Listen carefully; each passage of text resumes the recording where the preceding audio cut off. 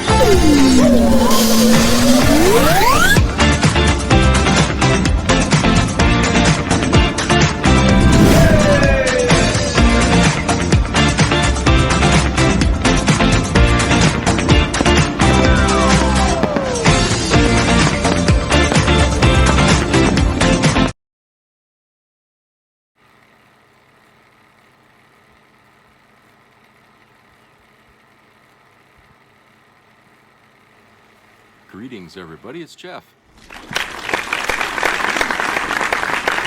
So, very nice day here in Maine today. It's Sunday, and birds are out tweeting, and we got just a little bit of rain yesterday, but nothing really to speak of. It happened late, and it's all pretty much gone now. And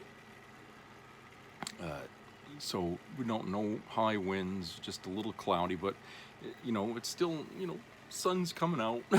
So it's a nice day. You know, of course we'll pay for that later. But you know, it's nice out, and we're grateful in Maine. I mean, you drive around now, you see people already out there walking around with shorts on and everything. And it's like in the mid-60s. See, for us, that's warm. Okay, for other people outside of Maine that live in the South, like Arizona stuff, that's probably too cold for you. You got to wear a jacket. And I understand that because I went through the same thing when my family and we moved back up to Maine after living in Florida and Texas for a number of years. The first fall we were already in winter coats by then. And everybody was looking at us like we were nuts, you know, but we were cold. But, you know, after we stayed here, you know, a good 5 or 6, 7 years, you know, we kind of got accustomed to the colder temperatures, and, you know, then we started to feel that those temperatures were actually warm for us, you know. So that happens when you move to a different climate. You got to stay there a while to get acclimated. It doesn't do any good to constantly, you know, back and forth, you know, like some people do when they travel. You know, they want to go in like to Florida for vacation or something. Well, they get there, they're sweating their butt off, and then they come back. Well, it's like, well, if you want to get used to Florida weather, you got to stay there.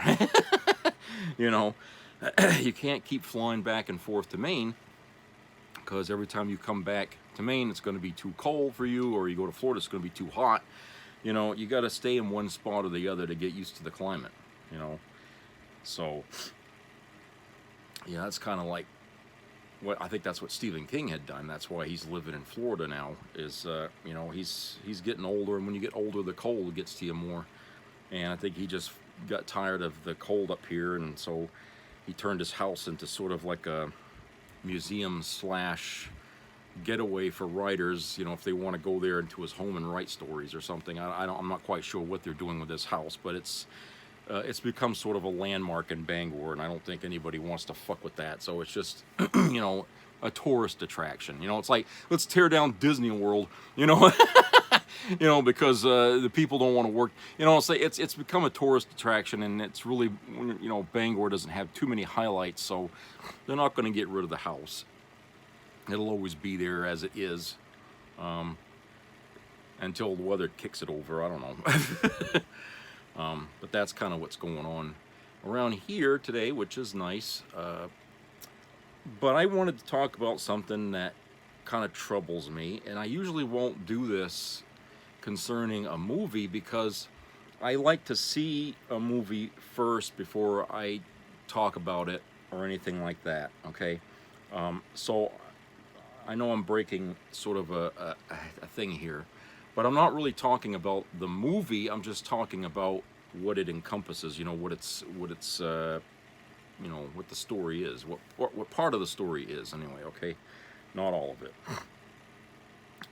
And that movie is called Civil War, and I guess it's fixing to come out pretty soon. And I haven't seen it. Like I said, it hasn't come out yet here. So please, I'm not criticizing the film. If you want to see it, go ahead and see it. Okay, I don't care. You don't need my permission anyway, but it doesn't matter. And if you come back with it thinking it was a great movie, fine. Okay, you liked it. My only problem with this film is that this kind of a topic in film, in a story coming out now, while everything is so heated, you know, it feels like, couldn't they have waited, you know, maybe a year or so after after the election or something, to put this movie out? When, you know what I'm saying? I mean, I feel like the country's already so pissed off and angry and volatile as it is now. This movie, I can't see it doing anything but only adding more gas to the fire, as it were. People are already commenting on this film in YouTube, saying, oh, it's the right time for this film to come out. Well, maybe it is if you're trying to make money off of dystopianism, okay? Which we got a lot of that right now in Hollywood these days. And I just feel like, you know, if this was like a documentary kind of movie where it did happen, then, you know, okay, so we learn a little bit from history, okay, like, you know, like the Civil War kind of thing. But this is a futuristic what if kind of situation here. And there's already opinion floating around about it before the thing is even in the theater. But my only opinion is that I have sort of a pulse, you know, a feel of the pulse of the nation right now. And it ain't all that great, okay? People are very cynical, you know, me included, I guess. I'm going to have to admit that, because a lot of the stuff I talk about here brings out my cynicism. There's a lot of cynicism in the air, okay? There's a lot of people, what I mean is when you talk to people about certain things, like the war in Israel right now, the war in Ukraine, nobody has any good outlook about it. Nobody wants to think that, you know, the war is going to end good in either of those cases, okay? Cynicism. Our politics in this country, very cynical right now. People not only do they not like Trump, but there's also, you know, a lot of people who don't like Biden either, for whatever reason, okay? Cynicism is what creates that. People have lost their faith in our country doing better, okay? They don't think it's possible, especially the new generation that grew up after 9/11, okay? They're what, in their 20s now? So they're old enough to formulate their own opinions about things, and I'm telling you, a lot of them don't see a bright, sunny day ahead. Not like we did back in the late 70s and the 80s, okay? Let me tell you, after man walked on the moon, national pride went through the roof, okay? People love this country because, oh, look what we did, look what we accomplished, okay? We put a man on the moon. We had pride about that, and then we started to imagine, well, what would come after that? Well, TV shows like Star Trek, that was basically, you know, kicked off the TV at the time, suddenly became popular again. Why? Because it fed that question. It gave that an answer, like, well, this is what we could be. People really like that. All right, they like the idea that a future human race would eventually be able to reach for the stars and go as far as they could possibly go, you know, because of the moon landing, okay? I know that sounds kind of corny, but, you know, look, it doesn't take a great deal of things to happen to change perception, to change feeling, okay? And believe me, just like 9/11 affected the whole country, so did walking on the moon in a positive way. It did, okay? And then the space shuttle program comes along. Oh, now look what we can build and look what we can do now in outer space. You know what I'm saying? National pride goes up again. Yeah, this happened for what? This program went on for 20 years, more or less. Okay. and we got our use out of it, and we did a lot of things with it, okay? Then when the program came to an end, the 9/11, these things happening relatively close to each other, that took a hit on our national pride, especially when more bad news started coming out instead of good news of our accomplishments, which were very few, because even after we've created the internet and people got elated and then, okay, it's part of life now, we suddenly didn't have anything else to look at and say, oh, look, we got reason to be proud of this. Okay, so we kind of fell into this period of, you know, twiddling our thumbs and just reading the bad news all the time. Wars over here, school killings here, cop beating somebody up and killing them over there. You know what I'm saying? We get ourselves focused on a lot of bad news after all these things, and we're still doing it to this day. We still focus a lot on it, and hey, I'm partly to blame too, because when I do my videos on here, a lot of it is about shit that I don't like going on in politics in our country, okay, or what's happening globally, whatever, okay. And I talk about that. It's because, you know, in my mind, it's like I need to vomit this shit out, you know, on the video, okay? So maybe, you know, that's, you know, what I'm doing is representative of what everybody's doing right now, okay? So I'm not going to exclude or exonerate myself of being part of that.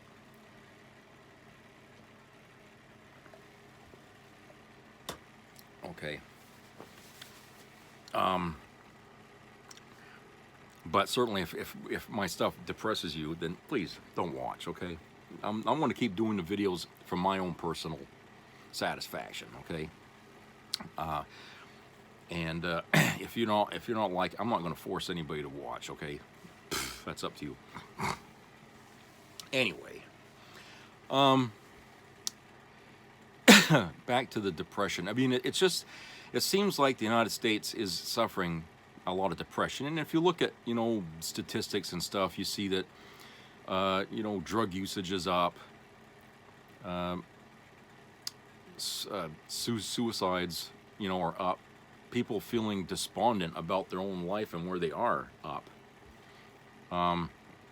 There's even talk that there's fewer babies being born these days than there used to be. You know, I don't know. Can't remember where I saw or heard that, but it was a while back.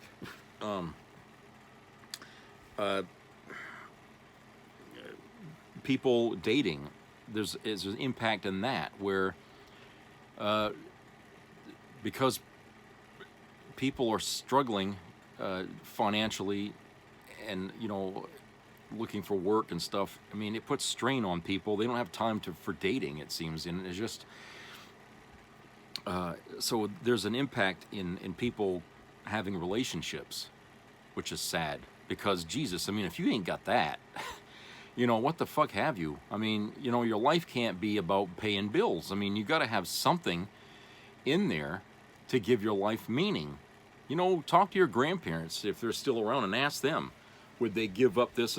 You know, they would know, because times were different for them, and priorities were different for them, okay? But, you know, I think because, you know, the way things are, people are really, you know, they're trying to make the same kind of strides in life that their parents made, and they're finding it's not easy, okay? Worse than even when their parents had it, you know, were they out there doing it. And so a lot of people are living a bachelor's life or singles life, whatever, and they're not getting anywhere, just being on their own, living in an apartment, and they, you know, and there's just doesn't seem like there's any way out unless they win the fucking lottery, you know? And, you know, when you look at it that way, then you start to say to yourself, well, what's the American dream? Okay?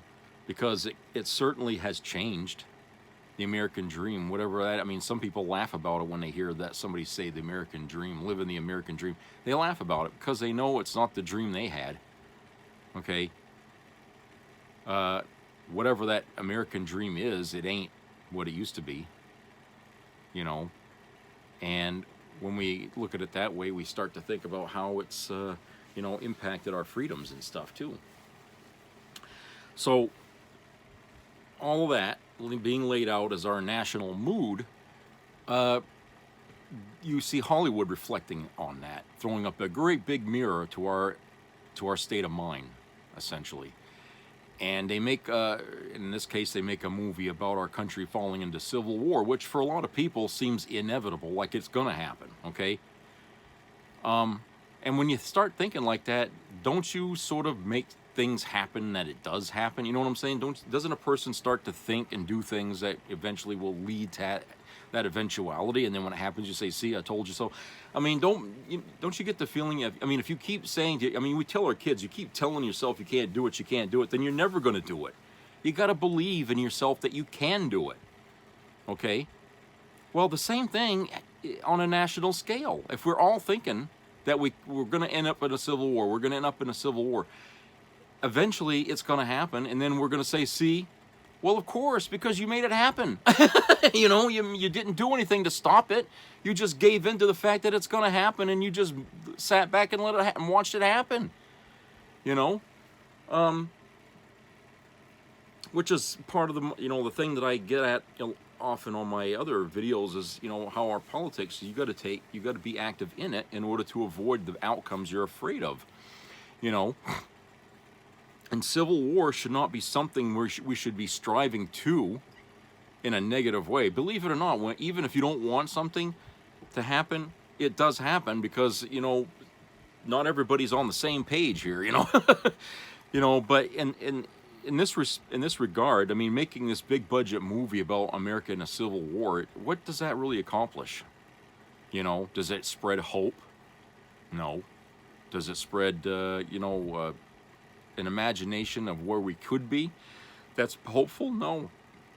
You know, it doesn't do any of that. And right now, I think our country needs that right now. We need to see some hope, you know, either from Hollywood or on another level. You know, maybe we need to start making some inventions or some accomplishments here that we haven't seen around, you know, and do something for the positive, you know, like we used to. You know, I know a lot of people are like, into what do you call it? NASA doing accomplishments or something like that. You know what I'm saying? You know, making strides into space, and some people don't see any value in that.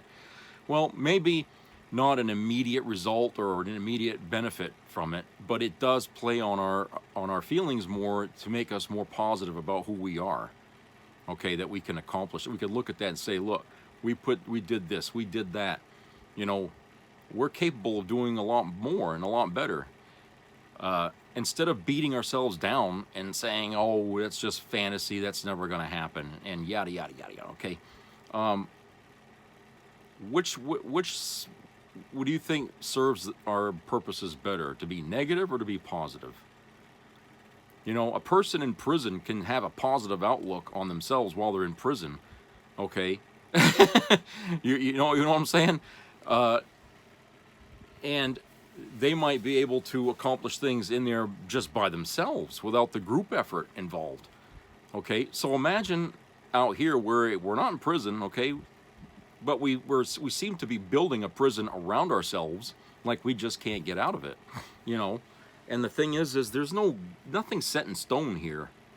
Future being positive or negative, nothing's set in stone, because the future is always in question. You know, what we do today matters, and the reason it does is because we can make our own future from what we do today. So if we want to be all bitter and negative and everything and cry and lament and all this, and imagine bad things happening, guess what kind of future you're going to have? Yeah.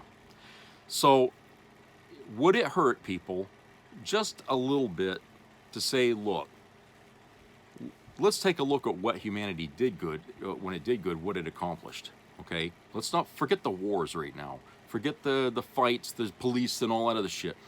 Let's take a look at when man did something great, okay? Tally all that shit up, okay? And ask yourself, is a bad outcome really something that's inevitable, or do we have the choice to go down that road or not? There's always choices, people. Nothing is ever set in stone. When you think there's no alternative, you're wrong. There is always a fucking alternative to anything. There's no reason why the United States has to fall into a civil war. Okay, that's all up to us. That's all up to us, whether we want that or not, okay? And if it looks scary on the film, okay, then you should be scared. And that should motivate you to not let that happen, okay? And you should say, well, human beings can make a change and not let that happen. We've done it. We've avoided problems like this coming before. So far up to now, we've avoided World War III when we all thought it was inevitable back in the 80s.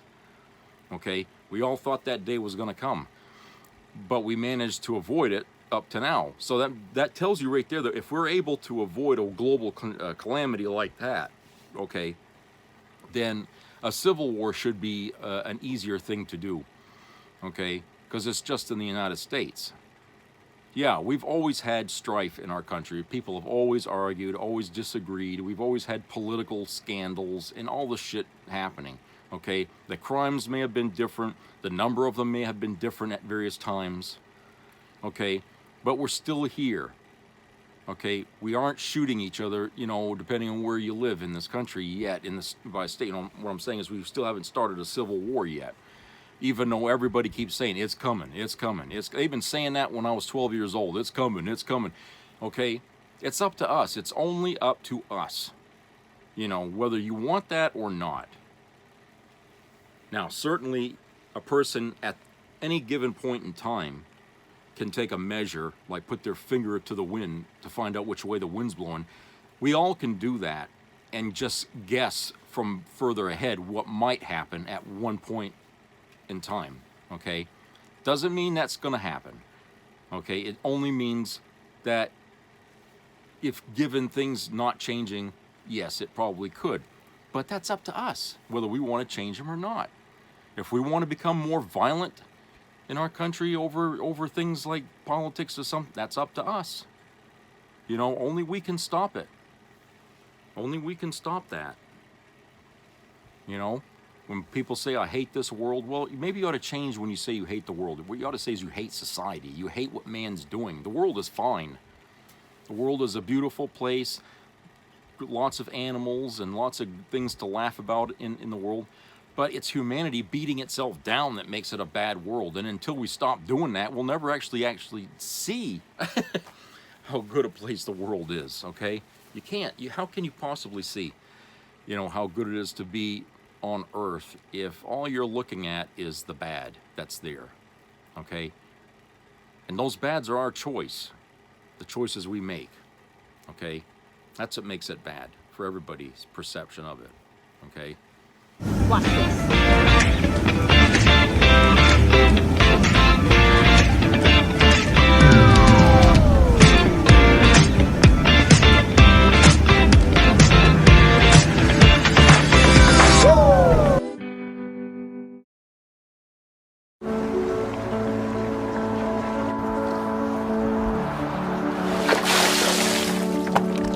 This is me. This is me.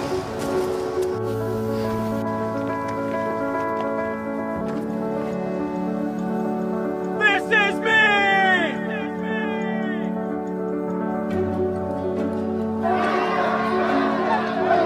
This is me. I'm Alex Curtis. I'm a lobsterman in Maine, and this is me. I'm Ruth McLaughlin, and this is me. I'm Eric Hopkins. I'm an artist, and this is me. This is me. Me. This is me. This is me. This is me.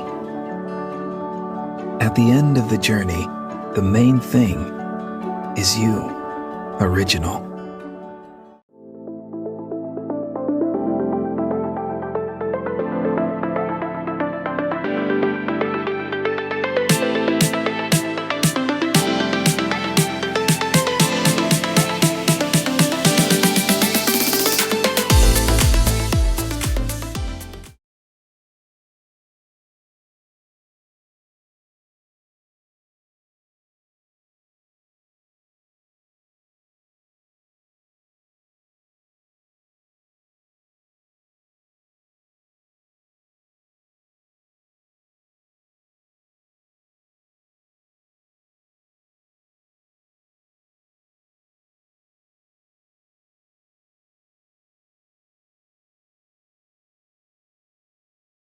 doing.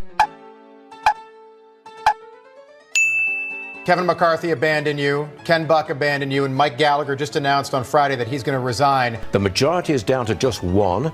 Seems like Republicans are in complete disarray. Feels like these guys are basically walking out and giving you all the finger. Hope future Speaker Hakeem Jeffries sent you a nice fruit basket today. I filed the motion to vacate today. The clock has started. It's time for our conference to choose a new speaker. What person that can pass a competency test would want to be the Speaker of the House? The Freedom Caucus right now has been a disaster. I feel we are seeing yet another tantrum by a tiny faction. God help us.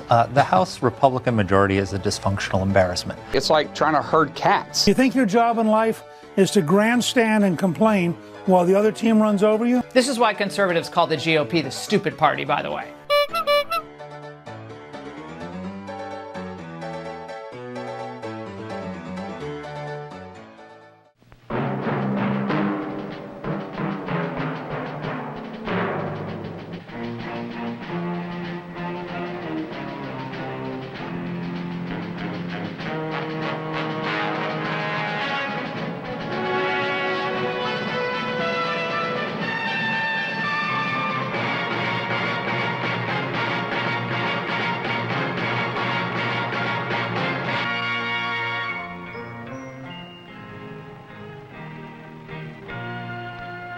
Some people have a deep, abiding respect for the natural beauty that was once this country.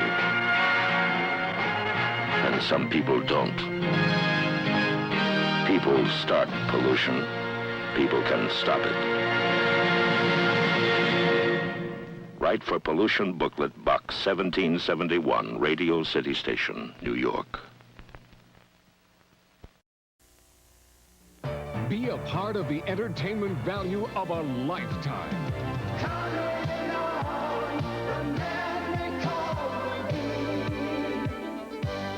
I loved it. It was the best performance I've seen in a lifetime. I loved the show. I liked it very much. He's a very entertaining man. It's well worth the money. Now appearing in Charlottetown, coming to Halifax November 6th to the 18th, and St. John November 20th through the 26th.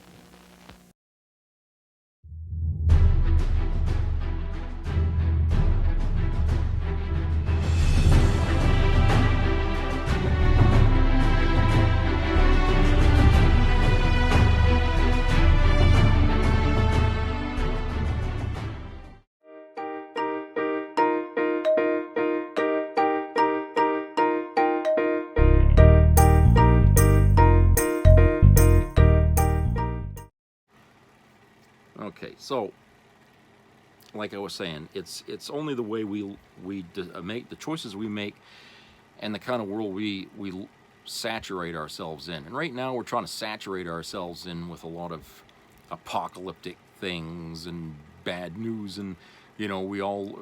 I mean, you take a look at the people that we focus on, like Nostradamus, and we look at the Bible, you know, and the end times and stuff. I mean, people are only interested in looking at the dark side of humanity. Well, what happens when you keep looking into a pit, into a dark pit? You know, it starts to look right back at you, doesn't it? You know, and before you know it, it puts fear in you. You know, stop looking into the darkness. Stop doing that, okay? Because you're only going to get one thing out of that. But when you look into the light, when you look into hopefulness in the future and stuff, I mean, it's a wonderful thing, because it can be anything you want it to be, you know, and you can make it happen, yeah, with some work, but you can make it happen. And just think, you know, in a group effort, how easier it is to make those things happen, you know. It's not up to just one person to change everything. Okay, and I think a lot of people are probably feeling like it's their responsibility. Like, it's not the responsibility of humanity as a whole, but it's just the responsibility of one person to avoid. You know, I'm sorry, but it's not that way. People all together have to work together for the same kind of future, a bright future. Everybody works together. And believe it or not, it's more possible than you can realize. I mean, just as easily it is to start and finish a war, you can start and finish something great. We've done it before, we can do it again, you know?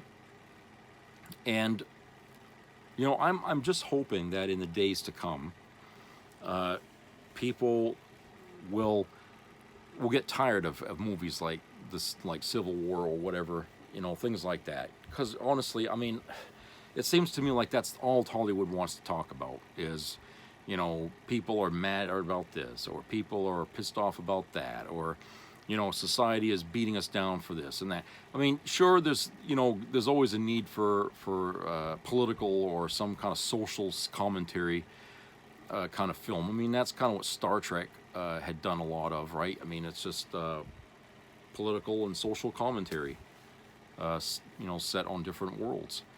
And people got a lot from it. It inspired a lot of people who watched it to do great things, okay?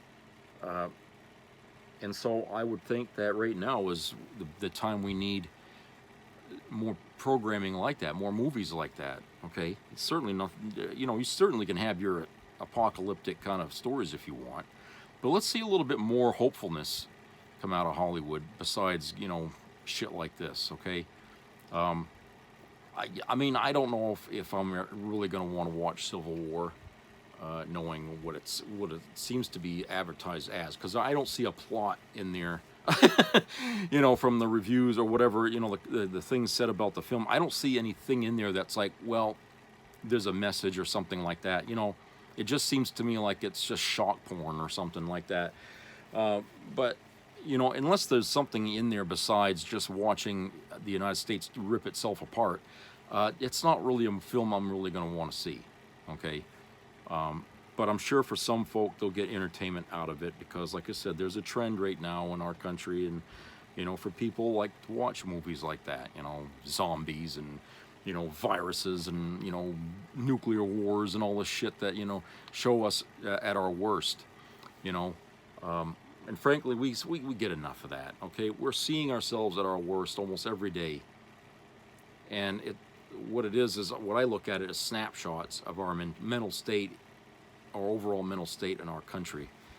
What we're doing to ourselves as a people. We're whipping ourselves with this shit is what we're doing. We're taking all the negative and turn it into a whip, and we're just whipping ourselves with it, you know. And it's self-destructive. I mean, if we saw one person that was doing stuff like, you know, watching that all the time or enjoying these horrid pictures and just dwelling all the time on negative and blood, I mean, wouldn't you say, you know, a kid needs to talk to a therapist or something, right? Okay, you know what I'm saying? I'm not saying that in a negative way, but I'm just saying in a cautionary way. If we gave a shit about our kids, okay, and we saw our child dwelling a lot on things like that, wouldn't you feel concerned about it, or would you just say, he just sees life as it is? Well, then now you're part of the problem too. That's probably why your kid's doing that. If you're thinking like that, okay?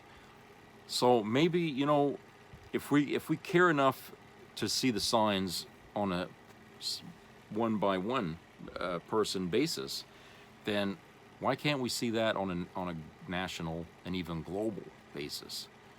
To see that we're all doing right now the same thing. We're beating ourselves up, making ourselves miserable. You know, people have been able to take lemons and make lemonade out of it. Okay, a lot of people have been able to do that in their life. Not many, but I'll tell you, you know, they're out there. They're out there, and we ought to really be looking at people like that and asking them, how do you do it? How do you keep going on when the odds seem stacked against you? Okay, because I don't think we're really learning from our history too well about how this country got through some of the worst periods in history, like World War II. How everybody in the country had to pull together big time in order to win that war. You know, we were losing millions of people, you know, and people were you know, going through rationing in this country. That's something we haven't really seen at all, you know. you know, except maybe during the pandemic, okay? But, you know, during World War II, I mean, people went without a lot, you know. Gas was through the roof. People couldn't really go anywhere, you know. And, you know, it was all for the war effort, basically. And it's an example of how when humanity can pull itself together to accomplish things they can. And that's, you know, in a negative way, yeah, we pulled together to fight and win a war, okay? And I say the potential is there for people in this country to pull together and avoid a war, you know, to avoid a civil war. Because it really doesn't solve anything. If you really think about a civil war, and you can't imagine the outcome, you know, who wins, you know, which side wins, then the war really isn't worth fighting. If you're not even sure about how about winning it, okay, or what the hell you're fighting over. Because a civil war, you know, really is fought on certain issues that one side doesn't want to see, okay? And there's a lot of issues right now that we don't want to see, but those issues can be talked about and worked out at the table instead of at the barrel of a gun. I mean, we don't have to go to war over things like that, okay? And there's nothing worth sacrificing your children or your livelihoods and all that for. Really, there isn't, okay? You know, if you can't settle this by talk, then you need to just step away, take a vacation, and then come back to it later, okay? Certainly killing each other over something, it only makes the problem worse. I mean, a good example of that is what's happening in Israel. I mean, they've been fighting over there forever, and there's never any resolution to anything that happens after one of their fights over there, okay? There never is. It just seems to make people more angry.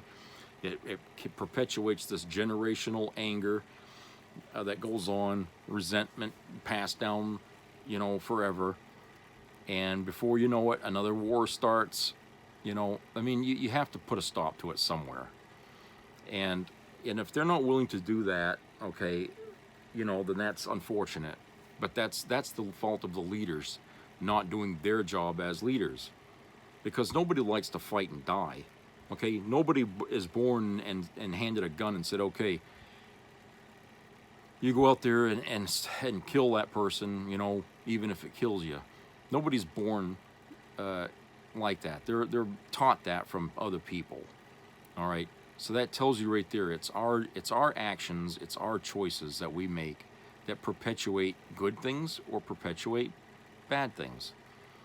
So we need to start talking to each other, to ourselves, you know, about the positive things that life can bring, okay, to give us reason to hope and see that the good parts of ourselves instead of looking at all the bad shit that's inside of us lurking to come out. We only let that out when we want it to, you know what I'm saying? It just, I don't think people want that, you know, but when it happens, other people get sucked into it because they themselves are not happy, you know, with things. And I don't know, it's sort of some psychokinetic kind of damn thing, you know, where people are taking pleasure off other people's misery, you know, and then you got the people, like I said, in Hollywood taking advantage of the national mood and saying, let's make some money off of it. let's give them a picture of what they've been dreaming about, you know, the last few years and stuff, and let's put it up in front of them, and we'll sell tickets to it, you know. It's like having a nuclear war and someone's got a gate outside of Los Angeles and selling tickets so people can watch the city of Los Angeles blow up. You know, I mean, that's kind of what I see this film as, a Civil War, is people selling tickets to watch the annihilation of our nation, okay? Okay, you know, big deal. What's to learn from that, you know? Whoa, just fear and that, you know? I mean, come on. You know, there's got to be something there, you know? The people already know in their minds how things could end up if they don't do the right thing, you know? So why don't you motivate them with the carrot instead of trying to beat them with a stick, you know? I don't But anyway, you know, I wanted to talk about that because I felt it was really, you know, disturbing in a way to see this trend continue. You know, that people, you know, just seem to think that, you know, the future is something where we should dread. You know, yeah, there's going to be hardships, even in a utopian future. There'll be problems to deal with. Okay, humanity is always going to have problems because that's just who we are. We're flawed. Okay, but at the same time, we are also intelligent enough to sit down and iron out our differences without having to fucking shoot each other over them. Okay, I think we know right from wrong pretty well. We know killing someone is bad. You know, I don't see any religions out there that think that killing somebody for no good reason is a good thing. You know,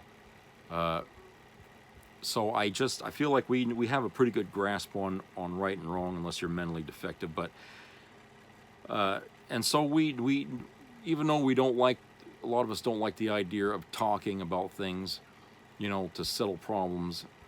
Just take a look at the good results, you know, of things that go on after. Okay, you may not see an instantaneous reaction to things that you do that's right and good, but it does carry weight. When you think back on, if I didn't do this, what would have happened? You know. So I think that, you know, people really ought to do themselves a favor and for once, you know, just put aside your bitterness, you know, and start thinking about, you know, the good things. Do good things if that's what it takes to change how you feel about the future and the present, okay? Do good things, okay? When you start to do that more, when you start to give of yourself more to people who need it, you know, need you, I think how you feel about where you are in life and your future will start to take on a different light, okay? It may not happen quickly, but it will happen because you start thinking about all the people you gave a smile to and the friendliness and the thank yous and stuff, you know, to see that, hey, you know, you can do it. You can make a difference. You know, there's nothing wrong. It just takes one thing at a time, you know, one step at a time. And, you know, being friendly and, you know, courteous and respectful goes a long way whenever you're confronted by a challenge or a problem, okay? Because then you'll probably have a better way with yourself. You'd be more even-tempered, you know. You wouldn't be so quick to, you know, to get into an argument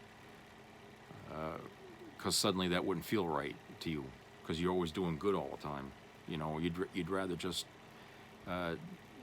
be friendly and be helpful and try to do things that way instead. Which is where we all should be at this point. And if we're all in that same mindset, imagine how difficult it would be for us to go and see a movie like Civil War. I don't think that movie would make a dime, you know. Nobody would care because, you know, that wouldn't be where we are as a nation. We wouldn't be like that. So I guess what I'm saying is that you change your mind, you change the outlook, okay? And if we stop thinking about the end coming, the end is near, you know, the apocalypse and stuff like that, if we stop thinking about that and we just start thinking about, you know, trying to make some accomplishment, try to bring peace somewhere, try to do something good. If we start focusing and demanding that instead of taking a side in a fucking war, if we just stood on the side of peace, no matter who's wrong or who's right, you know, maybe that would make more difference, okay? And I think I'm directing this to the people out there who, this comment anyway, to the people out there who are taking on, you know, the thing in Israel, either on the side of Hamas or on the side of Israel, or, you know, whichever. Instead of that, take the side of peace. Nobody seems to be standing on that side in big numbers, okay? But peace is good for both sides, okay? And it opens the door for negotiation, for talk.